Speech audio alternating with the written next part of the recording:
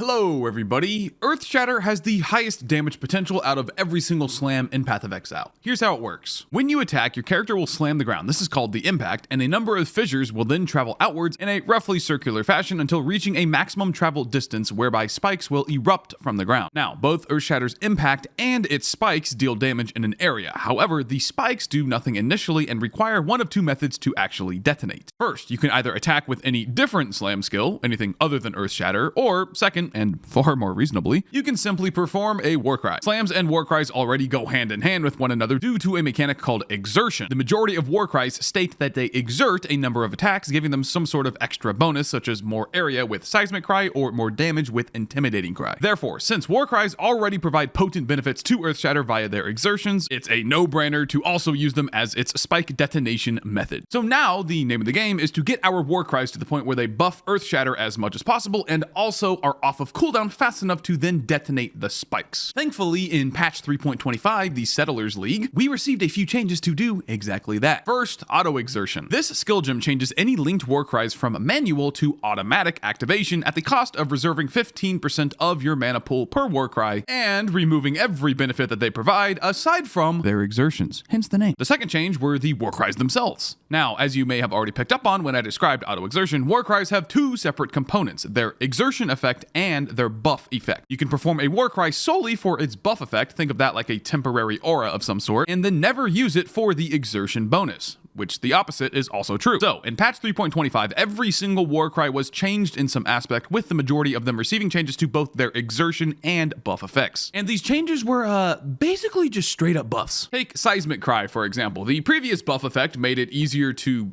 stun enemies, and its exertion effect would give you increased area on your attacks and give you more area per attack that you previously exerted with the Warcry. Now, Seismic Cry's buff gives you more armor, and it gives you a gargantuan amount of area, not conditional on any previous attacks. And that's just Seismic Cry. Ancestral Cry gives you max res, Battle Mage's Cry gives you flat crit, basically more crit. Enduring Cry gives you life free. Okay, this one was the only one that kind of got nerfed. It used to scale the buffs granted by endurance charges, which was stupidly powerful and basically provided you maximum physical damage reduction from that buff alone. But hey, look over here at Infernal Cry. You got like 60% more damage on combustion, and Intimidating Cry got some movement speed too, so that's pretty cool. Anyway, all I'm trying to say is that Warcries got some changes. But remember that auto exertion completely removes their buff component. You only get the exertion bonus, again, as the name would imply. So that means we're going to have to pick and choose carefully which Warcries we manually cast and which ones we auto exert. Before I get into details on that, we need to cover the third and final change with 3.25 patch,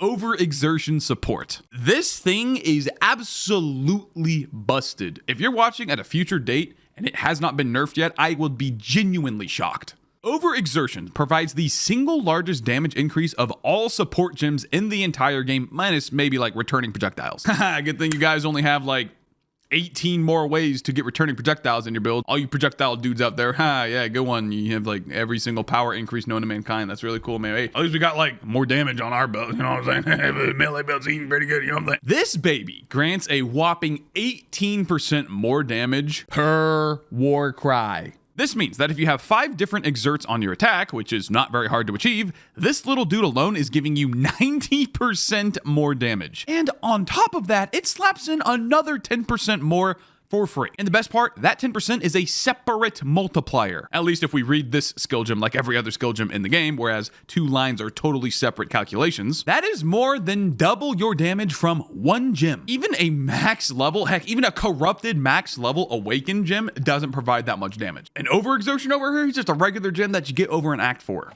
Absolutely crazy. All right, with all of that being said, now that you have a general overview of the build and why we're putting it together, let's get into the details. How do you actually put it together? Remember, the whole point is we're trying to get our Warcries to buff our Earthshatter and also detonate the spikes as much as possible. Let's start with auto exertion. This aids us in 2 ways. First, it automatically casts our Warcries as soon as they're off of cooldown, which gives us the most uptime possible on spike pops. And second, it just also straight up reduces the cooldown of the Warcries that it casts. Pretty cool. This cooldown reduction, which is called increased cooldown recovery rate in Path of Exile lingo, gets up to 29% at max level and max quality. Then we snag a further 99% on the passive tree with this cluster and this singular node. In total, this more than halves the highest cooldown Warcries in the game, which have a base cooldown of 8 seconds, but we can go even further beyond, because each Warcry's quality bonus grants a further 40% cooldown recovery, which brings us down to a grand total cooldown of just 3.1 seconds. But there's a problem, because if we just leave things as they currently stand, everything at max quality, all the Warcries would just pop at the same time. This is obviously not very efficient for spike pops. Luckily, there are a couple solutions. The first, and what I recommend to do for the build, would be to simply apply different quality amounts to the Warcries that you are auto-exerting. Like auto-exertion, each Warcry's quality bonus also grants it cooldown recovery, but it is isolated to that singular cry. What this means is that instead of every Warcry being a 3.1 second cooldown, we now can have one at 3.1, another one at 3.3, another at 3.5, etc. Basically, we're just slightly staggering the Warcries. So when you first start casting, when they all pop at the same time, the cooldown difference between them all would be relatively small, but as I just described, the longer you cast, aka the longer you're fighting something,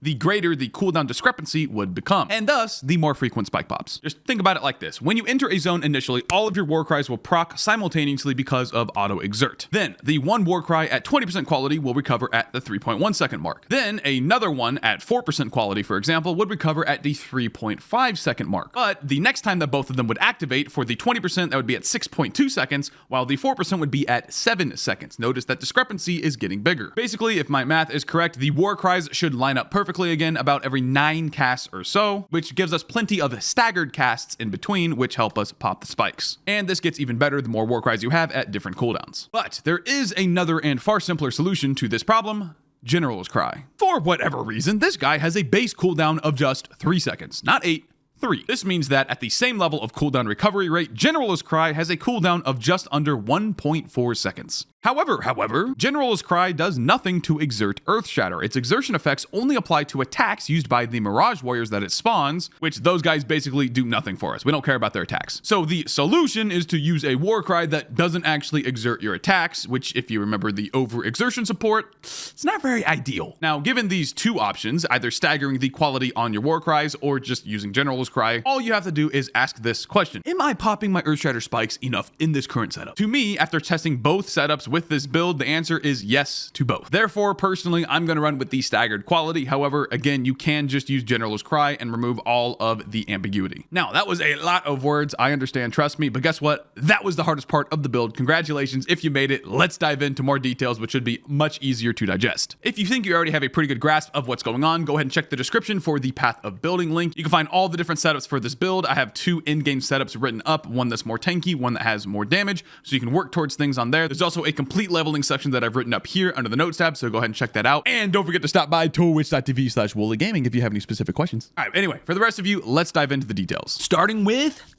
more Warcries. That's right, we're not quite done yet, but almost. If you remember from earlier, auto-exertion does, well, just that.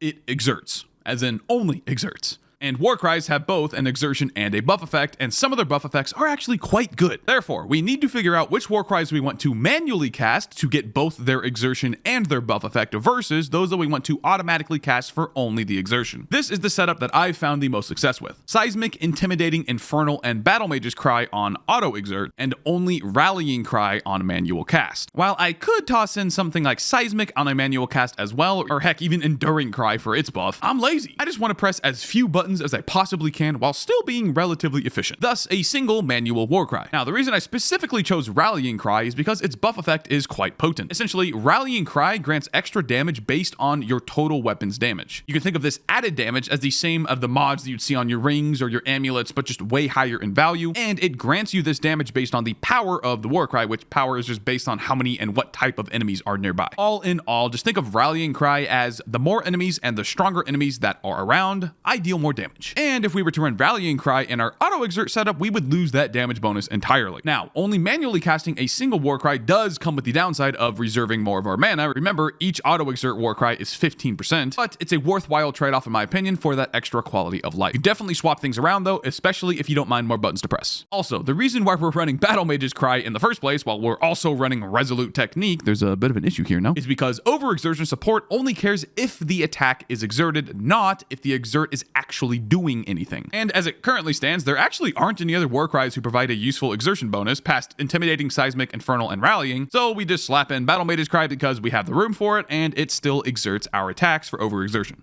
Simple. Finally, and this is the last Warcry thing, I promise. Yes, Infernal Cry does work with Brutality support. The reason is because Combust is triggered by Earthshatter, and triggered effects benefit from the damage of the trigger skill, but do not actually use the trigger skill's links. So, Infernal Cry basically uses the damage bonus from Brutality without the negation aspects. Pretty neat. Now, for the rest of our links, well, they're really nothing special. Pulverize and Fist of War give some nice AoE when paired with Seismic Cry, and Melee Fizz and Brutality are simply for raw damage. For auras, we're not actually running any. Instead, we go for Blood and Sand and Herald of Purity, with Auto Exert taking up the remainder of our reservation. And depending on your overall budget, you can do some shenanigans with extra mana reservation efficiency on the tree and on your gear to eventually fit in things like Flesh and Stone and even Pride at a certain point, both of which will give you substantially more damage. However, regardless of your budget, you absolutely need to get 2 Elrion minus mana cost of non-channeling skills on your jewelry. Otherwise, you will constantly have no mana due to auto exertion casting the Warcries. Don't say I didn't warn you. And if you really don't want to farm Betrayal, you can actually just buy the rings from other players on the trade site, but make sure it is a veiled prefix mod by Elrion, not a suffix. For the remainder of our skills, Vulnerability and War Banner are the big boy buff buttons, and Leap Slam and Frostblink are for movement. And for defense, well, we're playing the Juggernaut. Bada bing, bada boom. But really, Endurance Charters are Juggernaut's bread and butter, and they were giga buffed with the 3.25 patch to now provide 4% physical and elemental damage reduction per charge. Previously, they only granted physical damage reduction. So now they're very powerful, crazy powerful. And for the Juggernaut, well, this node right here buffs all Endurance Charters by 25%. So we grab 3 Endurance Charters from the passive tree and another one from our Ascendancy for a grand total of 7. Remember, every character comes with 3 by default. And because of the same node that gives us this extra charge, we also have 100% uptime on Endurance Charters, with the only exception being before you actually enter combat. You gotta start getting hit to generate them. For this reason, I like to put Enduring Cry in my weapon swap just in case I meet a particularly high threat foe and I want my charters before going in. Other than Endurance Charters, we have quite a bit of armor from this beautiful Jug node. Make sure that you prioritize getting as high an armor roll on your body as possible, and really just some standard life regen and leech to top it all off. Juggernaut's main power comes from his insane hit mitigation via Endurance Charters and armor, so that's all you really need to focus on. And that's it. That's the build. Run around, press your Earthshatter key, press your Warcry key, and you're playing the game. Now, there are some more things that I could discuss with the build, as goes with everything in Path of Exile. You can always talk about it more, but I'll choose to end it here, as pretty much all the other information that you might be looking for is inside of the Path of Building. Use the Notes tab here in the top left and the preset drop-down menu here in the top right. That's a new feature. Definitely don't forget about it. And as for when to actually start playing this build, I recommend that you level up using Sunder. Again, your Notes tab will cover that. There's a whole leveling section there. And I would recommend that you wait until around level 75. So basically right in the middle of white maps, basically at the start of your in-game experience, until you swap to Earthshatter. The reason is you need a few things swapped over, like the Warcry passives, getting 20% quality on auto exertion and some other Warcries before it starts really feeling like it's really clicking with Earthshatter. And before that point, Sunder is perfectly fine to use, so just keep using it. Also, for end-game upgrades, aka things that you can work towards on this character to be tankier, get more damage or whatever, there are 2 builds that I've included in the Path of Building. The first one is T17 Farm. This is my actual character that I used, and it's very tanky, does enough damage. But then there's a second one with way higher investment, and I want to make it clear that probably to most of you, this is a very high investment setup, but the Giga Damage setup gives you